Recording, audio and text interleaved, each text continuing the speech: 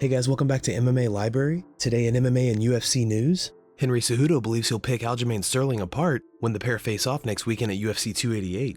Here's what Cejudo had to say during a recent interview. Aljamain's just not at my level, and I love it. As a matter of fact, the UFC actually, they hired me as a hitman to take this dude out. It's a beautiful matchup for me. His takedowns don't intimidate me. His entries don't intimidate me. His striking doesn't intimidate me. I think if there's anything that Aljamain does, he just takes chances.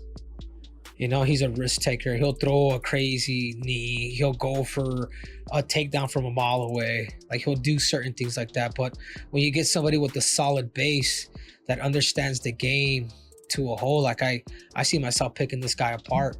So as an analyst, I think this is it's a great matchup for me. Luke Rockhold says he's relieved to no longer be signed with the UFC. I kind of wanted to see other things for sure. I was just tired of the UFC and dealing with them. I needed a break. My legs had been torched from fighting, so I needed to change it up. I'm definitely still interested in combat sports, but the UFC and its structure, it wasn't for me at the time. We'll see how I like it, but I think there are a lot of other options out there for me too, so I'm not going to handcuff myself to one thing like the UFC. That was the thing that kind of takes the fun out of it. There are so many avenues now with boxing, exhibition fights. You can go out there and pick off who you want and for what you want and get everyone intrigued and excited at the same time. It's just something that keeps me going. Getting stuck in that revolving door of the UFC and then picking and choosing for me, it's like, no, it's not for me. I've already done that. Robert Whittaker aims to show he's a level above Dricus du Plessis when the pair face off at UFC 290. Here's what Whittaker had to say during a recent interview. I'm not underestimating Dricus at all. You don't get to where he is in the division without being damn good at what you do. I understand he's tough. I understand he's got cardio and he's got the complete skill set. But I do believe that I am just better. I believe I have everything he does and more to give, and I'm better at it.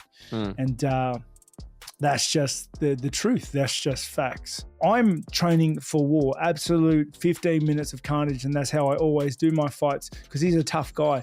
But let me say, I am very good at fighting tough guys. I'm very good at fighting tough guys. Yeah. And I'm good at dismantling them, and I look forward to finally getting back in there international fight week and being across from him and doing my job.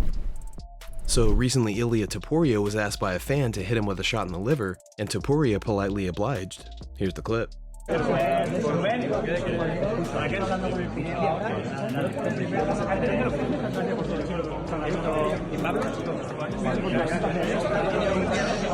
Sí, voy. Chicos, terminamos ya.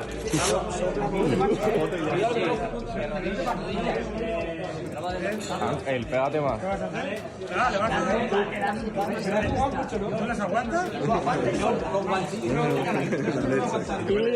Ilia, pégale fuerte, que lo he tenido que aguantar mucho. Cuídate.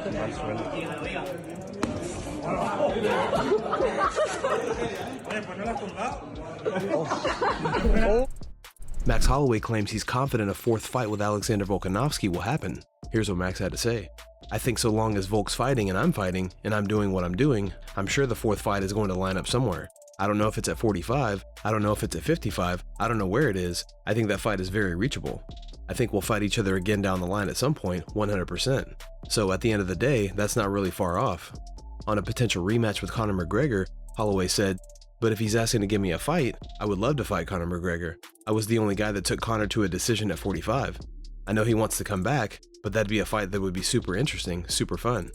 A lot of questions, there's a lot of unknowns because we're just two different fighters from who we were back then. And I think it'd be a fan favorite. I think a lot of fans would love that fight. A lot of fans have been asking for that fight, so we'll see what happens.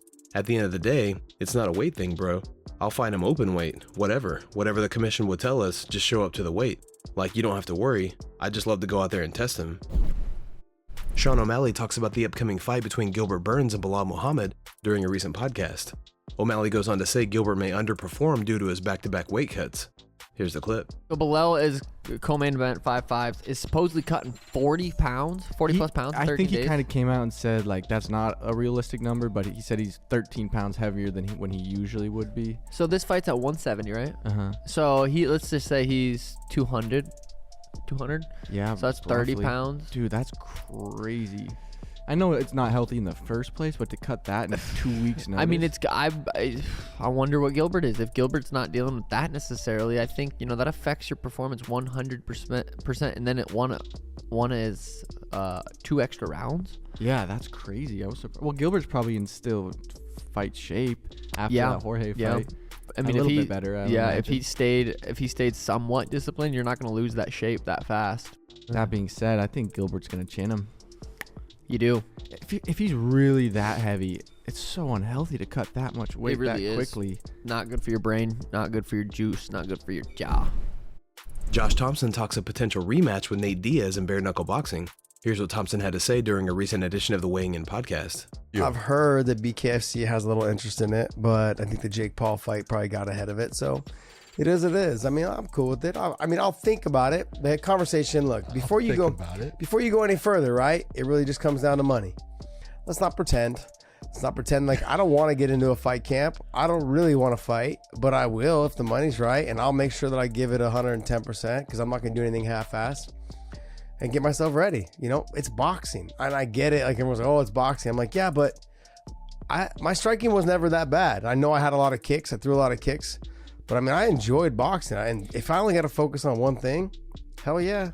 If I don't have to focus on wrestling and kicking and kneeing and elbowing and jiu-jitsu. All right, I know what all this is about. So you can sit there and say whatever you want, but I know what this is about. It's about money. No. Josh wants to get back in shape, and he needs something to make him have to do it. What do you guys think about a potential rematch between Thompson and Diaz and BKFC? Let us know your opinion in the comments down below. Mike Perry reacts to yesterday's face-off with Luke Rockhold. During their pre-fight face-off for BKFC 41 this weekend, Rockhold put Perry in a choke on stage. I got out of it so easily. It was easy to get out of, and I put myself in a situation to be right where I want to be on Saturday night. Head in his chest. The next step was me just going full out punching. That's why I didn't escalate, because I'm better than that. We're professionals, and Luke's all right with me. Like, we're gonna get in there. It doesn't matter if we're friendly today. We've been doing this a long time. We're gonna get in there, and when I put my head in his chest, the next step is explosive energy, and it's gonna get nasty real quick. Daniel Cormier believes that Sergei Pavlovich should prepare as if he will face John Jones this year. DC goes on to say that even though Jones wants Stipe Miocic, if that fight doesn't go ahead, then Sergei is clearly next in line. Because here's the thing about those backup fighters. In most cases, especially at heavyweight, if he's scheduled to fight against, as a backup, RC, and Stipe and John are fighting, if Jones falls out, the fight will be off. If Miocic falls out, then they'll just slide him in. So he's not going to fight Stipe, right, for the belt. He would fight Jones for the belt. So he could prepare as if he's getting ready to fight John Jones and have himself ready to fight him in case he gets the call. So I would do that, because anything else now would be fighting backwards. Even fighting Stipe would be fighting backwards for Sergei Pavlovich. And I don't know if right now he needs to do that. I think he weighs in as an alternate. I think he's ready for New York City, because RC, if he just doesn't do anything and just waits, it could be next March. It could be next April, because as we know, Jones doesn't fight very often. Say he gets through Miocic in November now, then when do they actually fight? So weigh in as an alternate, my guy. Continue to improve, get better, and build a game plan to go out there and try to solve one of the greatest puzzles in the history of mixed martial arts. Guys, thanks so much for checking out the video. If you like the content we do here on this channel, don't forget to like and subscribe to MMA Library for all the latest MMA and UFC news. We'll see you in the next video.